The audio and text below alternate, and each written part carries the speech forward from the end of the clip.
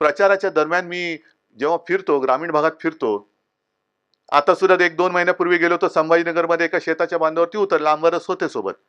शेतकऱ्यांशी बोललो, शेतकऱ्यांनी माझ्या पाया पडले की उद्धवजी तुम्ही आम्हाला देवासारखे आहात, तुम्ही आमचं कर्ज माफ केलं, सगळं केलं.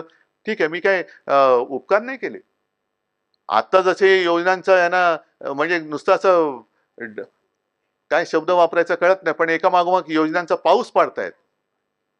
अंमलबजावणीचा दुष्काळ आहे, पण एक एक योजना दणादण जाहीर करतायत आणि मग जाऊन समारंभ करतायत, पैसे देऊन लोक आणतायत, एसटी गाड्या देत आहेत, फुकटच्या साड्या वाटतायत आणि मग आल्यानंतर लोकांना सगळ्या महिलांना विचारतात मिळाले की नाहीत पैसे तुम्हाला. अरे तू काय घरनं पैसे आणलेस तुझ्या? आमच्या हक्काचे पैसे तू ढापलेस. एक तर सरकार स्थापन करतानाच 50 खोके घेतलेस, म्हणजे गद्दाराला 50 खोके आणि बहिणीला फक्त 1500. फोडाफोडी करताना लाज नाही वाटली, गद्दारी करताना लाज नाही वाटली.